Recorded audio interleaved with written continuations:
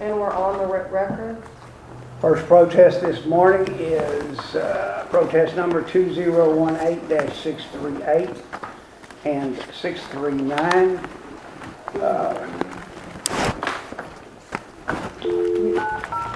Okay.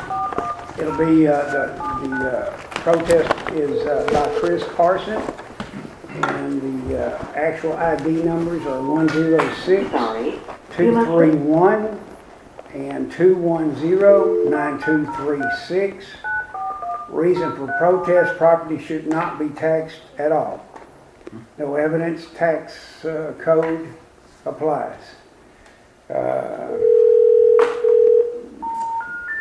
So with all that being said, Hold on 1 second.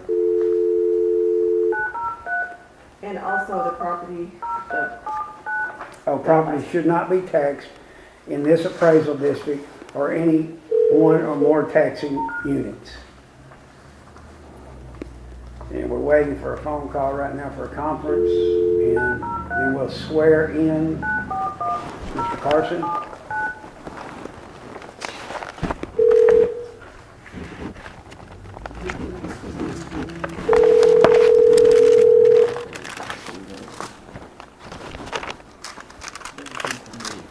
Hello? Mr. Flowers, Yes. we have you on a conference call for the Carson case. Are we ready?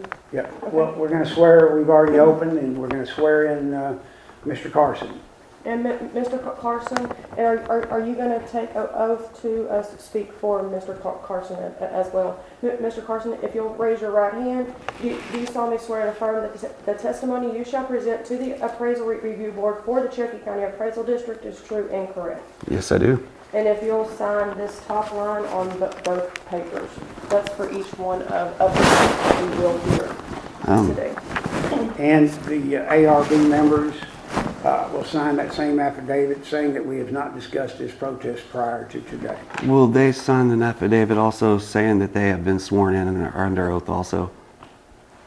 that's what this is. That's what this is? Yes. It's just saying that y'all have been sworn in and that you are under oath. Okay. So we welcome you here today, Mr. Carson. All hearings will be a 15-minute time limit. ARB members will make a fair and impartial judgment. We are the Appraisal Review Board that will be hearing your case today. We do not work for the Appraisal District. We are appointed to perform an independent review of your protest. You may complete a survey regarding your experience today. The survey is voluntary. You also have the right to appeal our decision. Appeal information will be provided to you with our determination. So if you just send that around, we'll sign that. And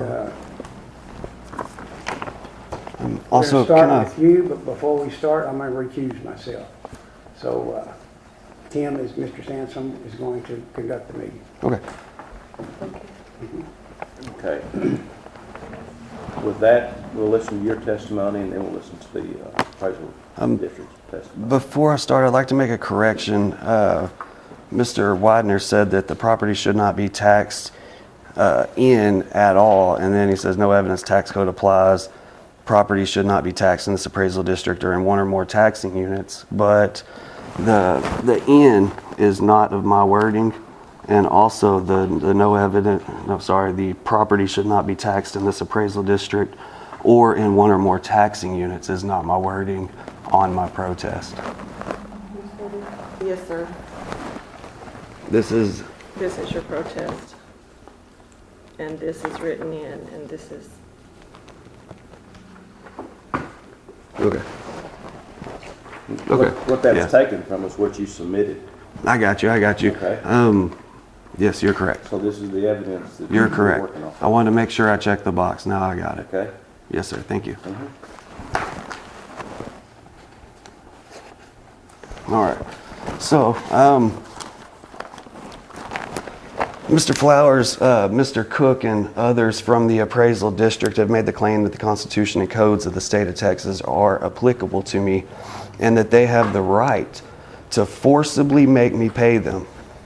I'm here to see what evidence, if any, they base their claim on.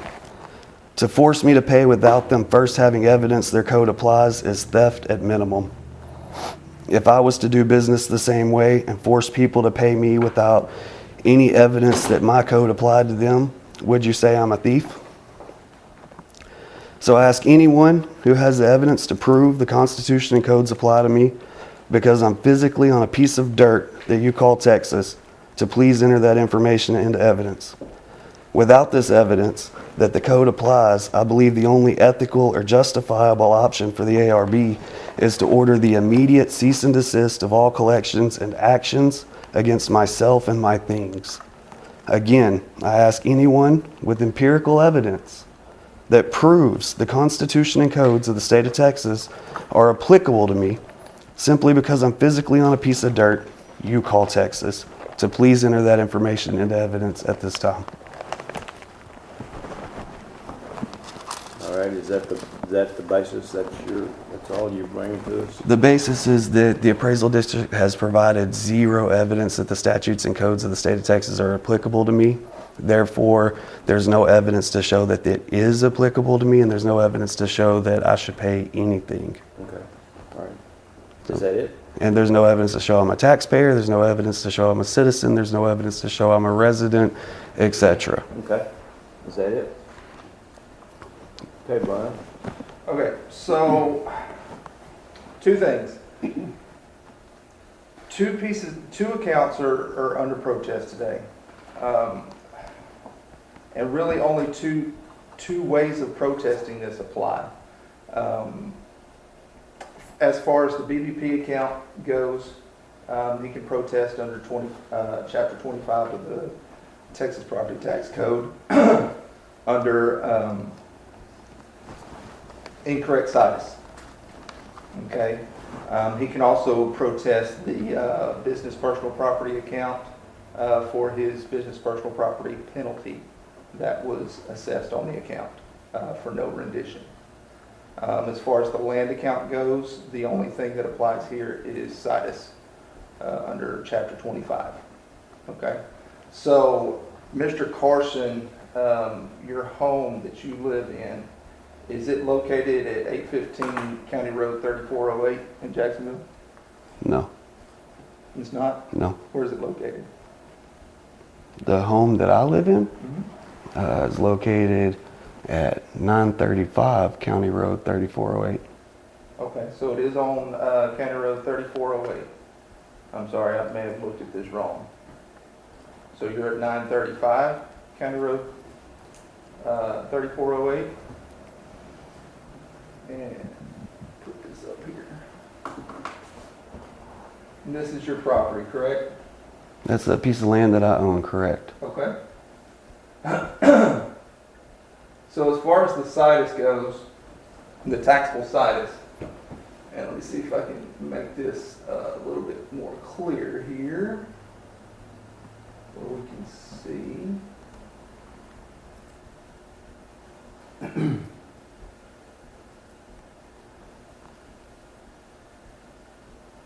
All right, you'll see these green lines represent city boundaries. These purple lines represent school district boundaries. You'll see this is Jacksonville, so we're inside of Jacksonville ISD here, correct? Okay. So his home is located within Jacksonville ISD. The business is located on South Bolton. Is that correct, Mr. Carson? I own a piece of land on South Bolton, yes. Okay. 952 South Bolton Street. Okay. So that one is within the city of Jacksonville, correct? It's on a piece of land that you guys call Jacksonville, but no, it could not technically be in the city of Jacksonville. The city's a corporation. It is within the city boundaries, correct? It's in a place called Jacksonville. Okay. So on his home account, and I'll pull this up here. I just want to get over here so I can see where I was going. On his home account, this account right here, you'll see that we are taxing him under the entities of Cherokee County, the lateral road, and Jacksonville ISD. Okay? Those are the only entities that apply to his home. As far as the business goes, we have Cherokee County, the Lateral Road, Jacksonville ISD, and the City of Jacksonville. Now you saw by the map that the house sits within the limits of Jacksonville ISD and as such within Cherokee County. So that taxable situs is correct as far as we are concerned with the appraisal district. The business account sits on South Bolton, which is within the city limits of Jacksonville, which is in Jacksonville ISD, which is in Cherokee County. So all of these apply as far as that is concerned. Now, to address the BPP penalty, all that we've asked from our business owners this year to remove that penalty is to simply turn in a rendition before October 1st. That's all we've asked. Mr. Carson has yet to do so. So the penalty is still on the account. And we do not remove that penalty without a rendition. And that's just whatever's there that he owns. Right, that is his. Copier, trash, desk, Right, whatever he uses to run the business. And that's strictly for the business. Yes. Okay.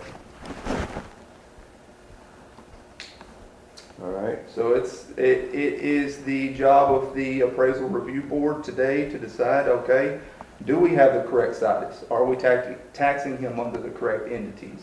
And as far as the BPP penalty is concerned, I've laid out what we do. All we've asked is for a rendition, and we'll remove that penalty. Okay. Any comments? Yes, sir. Mr. Cook, in the appraisal district's entire case is based on the presumptory factor that the code actually does apply. If the code doesn't apply to me, then everything he said is null and void. It doesn't matter. Okay. So I'm here today to get the evidence that Mr. Cook and his cohorts rely on.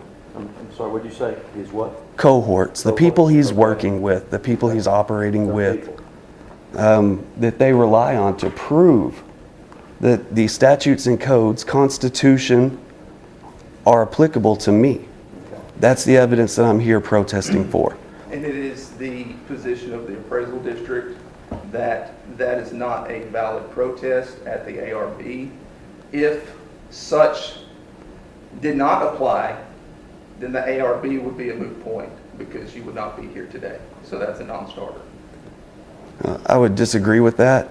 Okay. My impression of what the ARB is here for, and I'm sorry, ma'am, I don't remember your name. What was it again? Jane Lowry. Miss Lowry has informed me that you guys are here to make a determination based on facts, and that you do have the power to cease and desist the actions taken against me. And the idea here is that there is no evidence to prove the statutes and codes of the state of Texas are applicable to me, other than Mr. Cook saying they do. And that's not evidence at all. Okay. Let me ask you this question. Is this of the sovereign citizen thing? Absolutely not. It's not? Absolutely Okay. not. All right. No. And is this like my closing argument, Tom? Because I have... Yeah, pretty much, because we're going to, I mean, I'll be honest with you. We're here to listen to you, and then we're going to make a determination. Okay. In my closing argument, I really wanted to kind of sum up where I'm coming from, because I know it looks like, oh, this guy doesn't believe the laws apply to him, or this guy's a sovereign citizen. He's some kind of nut who just wants to avoid paying his portion or his duty to the society. And that's not the case. So I wrote this just to kind of let you guys know where I'm coming from, and I hope it helps. So I said, I want to make it known and clear that I have no problems paying my way in this world. The problem lies in the compulsory nature and enforcement of these codes. I want everyone to understand that if it's true as they claim, and the code applies because the code says so, then we've all been stripped of our rights to actually own land. If we can only own land so long as we pay a yearly extortion fee or tax, then we never really own the land to begin with. We are merely renting. And if we fail to pay, or they don't like what we're doing, they'll send men with guns to forcibly remove us from our land. This method is neither moral, ethical, or justifiable. I ask you what sense it makes to confine the small percentage of actual landowners to being the only ones paying? Wouldn't it make more sense to make the option available to everyone to be able to voluntarily fund the things they want? Is there a need to force people at the barrel of a gun to comply with some codes there's no evidence even applies to them? Wouldn't it be easier, even ethical, to just set up donation kiosk or a GoFundMe type site where people could voluntarily donate? Again, in closing, it should be obvious to us all by now that there is no factual evidence to back up the claim made by the appraisal district. Therefore, I'm seeking the immediate cease and desist of all collections and actions taken against me or my things. Thank you. Any comments or questions? Brian, any comments or questions? Anybody? Lee, do you have anything? No, I do not. Okay. Do I hear a motion? If not, I can make a motion. Okay. I make the motion that we accept the appraisal district's findings, and that they do have the authority to go through the process of this like they've done, and it is accurate, and that we accept what the appraisal district has established. I hear a second. Everybody in favor, raise your hand. 3-0. No affirmative. And we're off the record? Okay.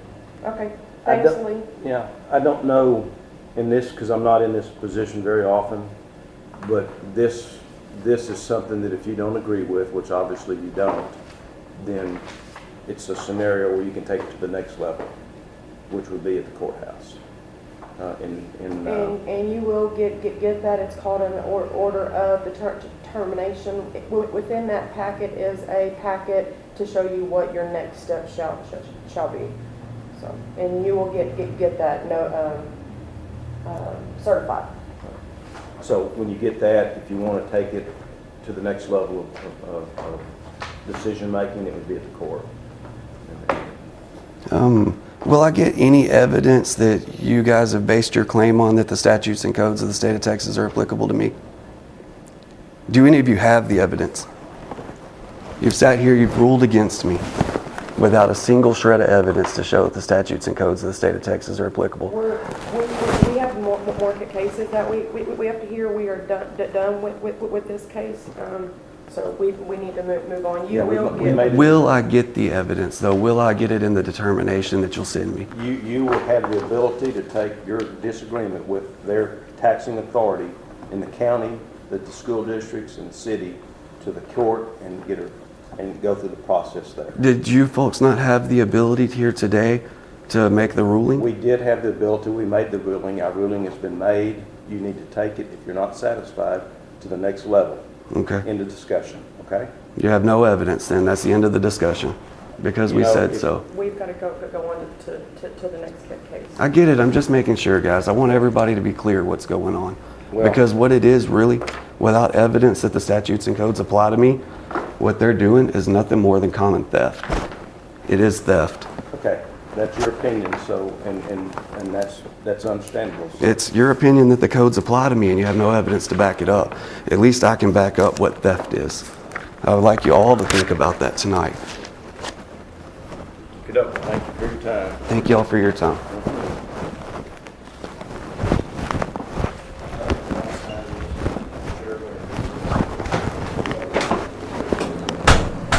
Well, buddy, That's what we expected. that's what we expected. I think I did all right, though. Oh, yeah. I think it's the best we could have done now. That's the problem. They weren't here to hear today.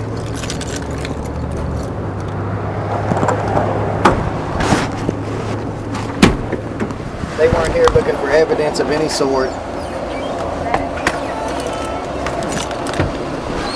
No evidence was supplied. No, well, they weren't looking for evidence. They didn't care about evidence.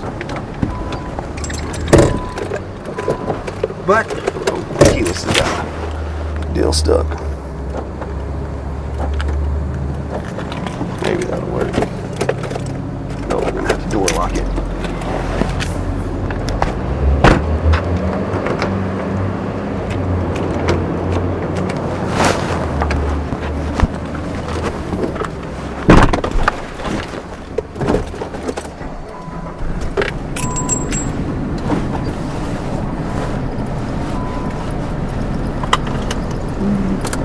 And there again, you went in there knowing full well what the most likely scenario was.